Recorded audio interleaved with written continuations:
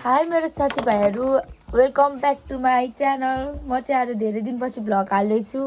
अनि अहिले चाहिँ हामी कहाँ जाँदैछौँ त? तोपथुङ्गी डाँडा या केराबारी कति अरे 4 होइन? मोरङ। अहिले चाहिँ हामी लाफा चोकमा छौँ, ठ्याक्कै चुप्केमा दोकानमा पर्खिरहेको दाजुहरूलाई। अनि आजको हाम्रो के भ्लग भिडियो के छ म सब हाल्नेछु साथीभाइहरू, लास्टसम्म हेरिदिनु होला। भन्दा पनि हाम्रै लागि मेमोरिज हुन्छ पछिको लागि। निद्रा लागिसक्यो पर्खिँदा पर्खिँदा। अनि अहिले चाहिँ हामी यसो खाँदै ओर्दै बसिरहेको, भोक लागेर। घाम फेरि टिलिक्क लाग्यो है। हिजो पनि पानी परेको परेछ, आज घाम लाग्यो। कसरी पुग्नु थाहा छैन, तर पनि पुग्ने हो। यो कलेजदेखि मेरो घर आउनु नसक्ने, आज टप थुम्की जान्छु भन्दैछ। अब हेरौँ। हाम्रो आजको जर्नी चाहिँ अब यहाँ भानुचोकबाट सुरु हुँदैछ है। ल, यो चाहिँ हाम्रो धरानको भानुचोक। कसले चिन्नुहुन्छ यो ठाउँ? यो ठाउँको नाम के हो भनिदिनुहोस् होला। अब आज चाहिँ हामी जाने हो, डुली गर्न जाने हो डाँडा पाखा। कलेज गएको देखेर मलाई कस्तो हामी त गाइडहरू 12 पनि सकिन लाग्यो।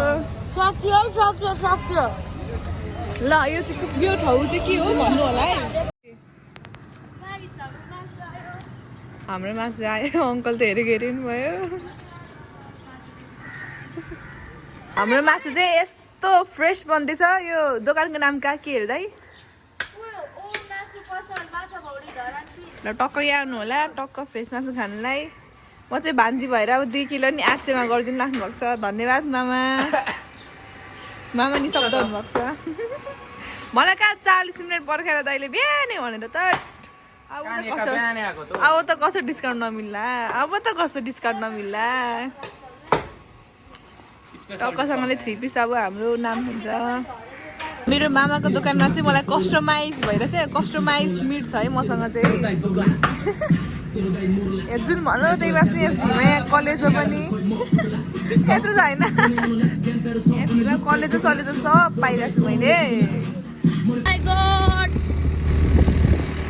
साथीभाइहरू, हामी चाहिँ कहाँ आइसक्यौँ।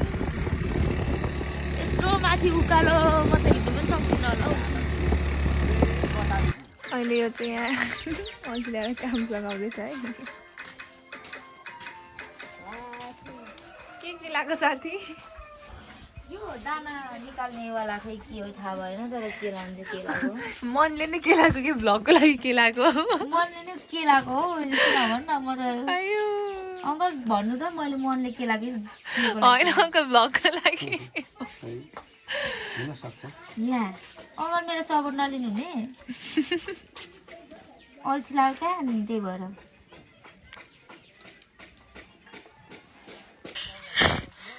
हिँडेको 1 मिनट भएको छ, स्यासेर भ्याएको हुन थाल्यो त हौ।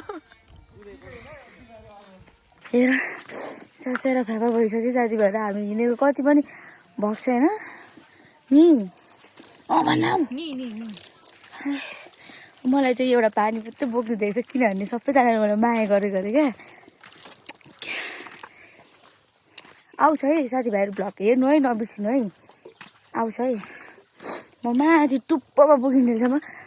बरु म हिँड्न नसकौँ न, तर म भ्लग चाहिँ छुटाउँदिनँ। यिनीहरू चाहिँ हिँड्नु नसकेर पछाडि पछाडि छन्। जनदीप सन त हिँड्नै सकेको छैन। कस्तो लागिरहेको छ त भाइ दाइ? कस्तो लाग्यो? म त एकदम।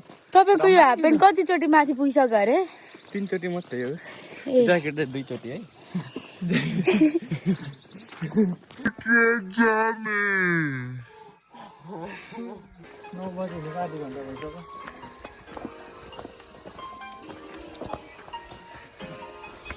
म त बोक्दिनँ। हेर्नुहोस् त साथीभाइहरू, जे पनि अराउँछ। यहाँ हाम्रो टोली चाहिँ माथि गइसक्नु भएको छ होइन। अनि हामी चाहिँ जाँदैछु। कस्तो लागिरहेको छ साथी? कस्तो हल्का भयो त।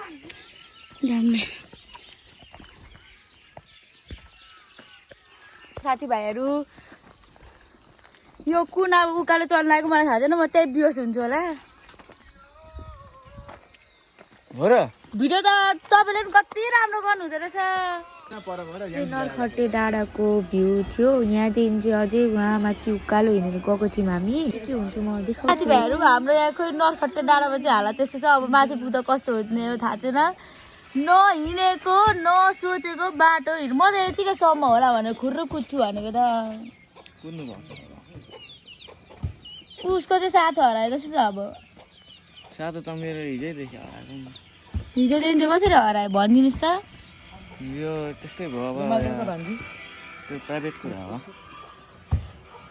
भयो अन्त साथीभाइहरू यहाँ हामी चाहिँ रेस्ट लिँदै थियौँ कि अनि उहाँहरू चाहिँ वहाँ भलिबल खेल्नु हुँदैछ क्या साथीभाइहरू हेर्नुहोस् न त्यहाँ भाइहरूसँग त्यहीको फुट जे छ त्यही हाल्छु कि अनि त्यसपछि हेरिदिनु ल भन्नाले पनि त्यो पहिलेको भ्लगहरू बनाउँदा क्या अहिले हेर्दाखेरि कति मेमोरिज कस्तो खुसी लाग्छ हेर्दा कस्तो अब ग्रो अप भयो जस्तो लाग्छ क्या अनि त्यही भएर म त जे छ त्यही हाल्छु अनि पछि हेर्नको लागि आफूलाई नै सजिलो हुन्छ अनि यो ग्यालेरीमा यस्तो राख्नुभन्दा त नि बरु हालेको ठिक अनि पछिसम्म हेर्नु पनि मिलो स्टोरेज पनि खुलो होइन त्यही हो क्या साथीभाइहरू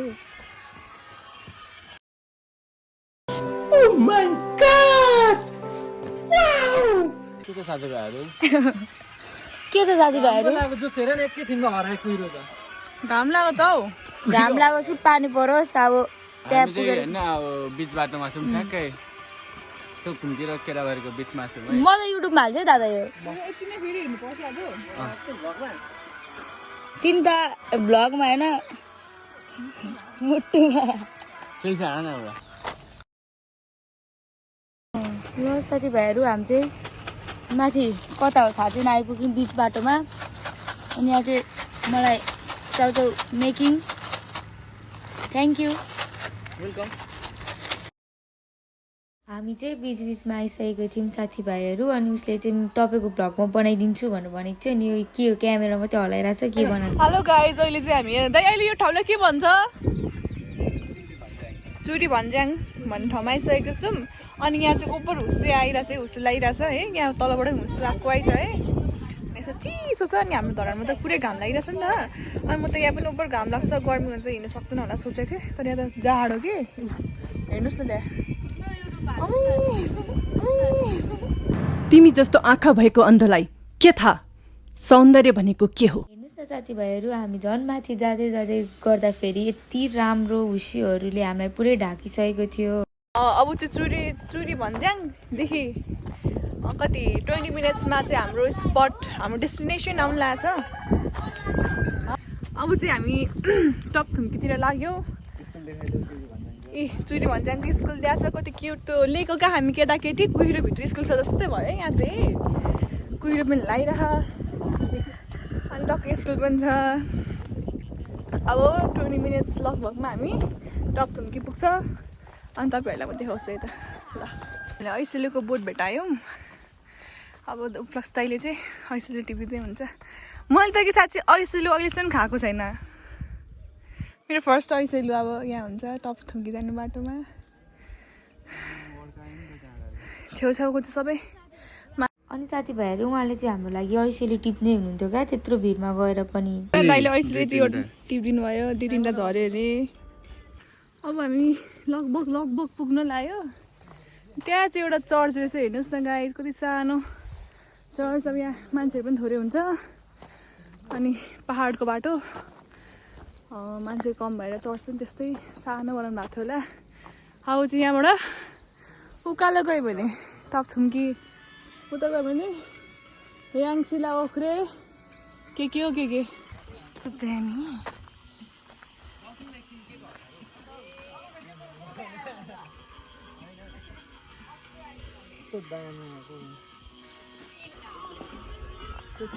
कस्तो दामी छ यहाँ ठाउँ है सुसु लागेको छ अम्बो दामी ए यस्तो छ है गाइजहरू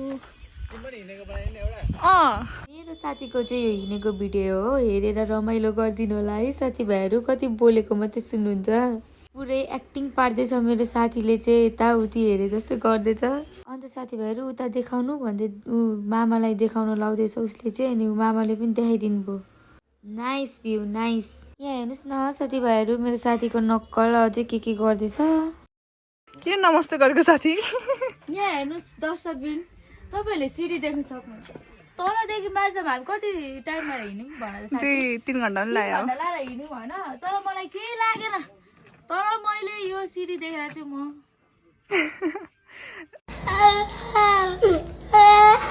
अब यो यहीँ बस्छ हामी माथि एउटा मासु फालिदिन्छौँ अब त्यस्तो चाहिँ होइन ल As you can see, यहाँ चाहिँ ठाडै उकालो हो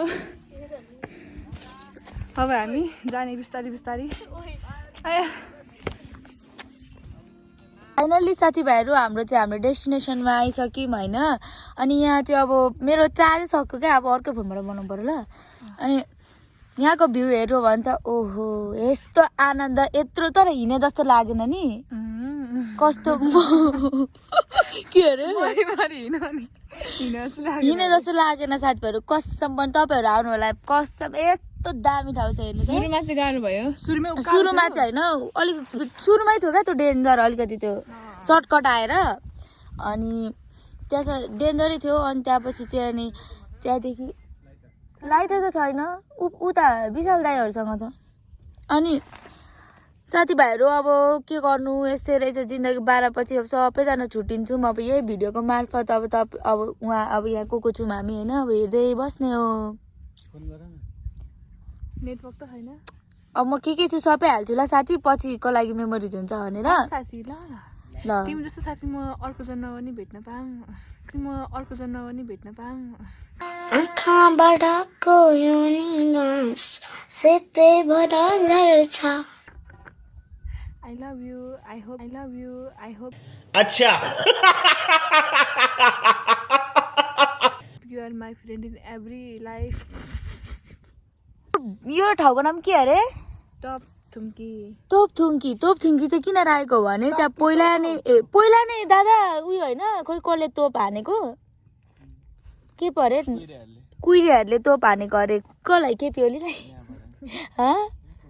खोइ थाहा भएन तर एउटा इतिहास नै छ यहाँ त्यही भएर त अनि होइन यस्तो सिडियो चलेको छैन तर एउटा दुःखको कुरा चाहिँ यहाँ एनटिसीको नेट मात्रै चल्दो रहेछ क्या नेटवर्क मात्रै खै दुईजना कहाँ गयो थाहा छैन हामीले दुईजनाको पर्खाइमा जाउँ कलै लाग्दैन आउँदैछ नेटवर्क अब चाहिँ यो चाहिँ साथीभाइहरू त्यहाँ माथि तोपथुम्कीदेखिको के भन्छ भ्यू हो अनि यस्तो भइरहेको थियो हुसियोले मैले मजाले त भिडियो गर्नै पाइनँ यसपालि चार्ज नभएर साथीभाइहरू तर पनि मैले जे क्लिपहरू छ त्यो भएको जति सबै डाङडुङ हालिदिएको छु साथीभाइहरू एउटा ऱ्याप सुनिदिनु ल Let's go, shake it up. ऱ्यापल गेल्जियो 580 ऱ्यापल गेल्जियो 580 यिनीहरू चाहिँ चाउचाउ बोकेर त्यहाँ होइन अब फर्किँदैछौँ नि त साथीभाइहरू अनि यिनीहरू चाहिँ चाउचाउ बोकेर एक्लै खानु खोज्दैछ के हो आउँछ तर प्यासेज बोकेर होइन अनि हामी चाहिँ जाँदैछौँ कहाँ जाँदैछौँ भन अब तिमी घर जाँदैछौँ है साथीभाइहरू आज म घर पुग्दिनँ जस्तो छु अब आजको हाम्रो ब्लग चाहिँ यहीँ अन्त्य गरिदिन्छु म चाहिँ यति नै हो साथीभाइहरू होइन thank you so much for watching एकदमै रमाइलो भएको थियो हामीले चाहिँ त्यहाँ मासुहरू लगेर माथि पोलेर अनि करेन्ट चाउचाउ बनाएर खाएको थियौँ ठाउँ एकदमै राम्रो छ हजुरहरू पनि जान नबिर्सिनु होला र त्यहाँ चाहिँ एनसेलको नेटवर्क चल्दैन एनटिसीको मात्रै चल्छ र धेरै सम्झना मेरो साथीभाइहरूलाई पनि बाई बाई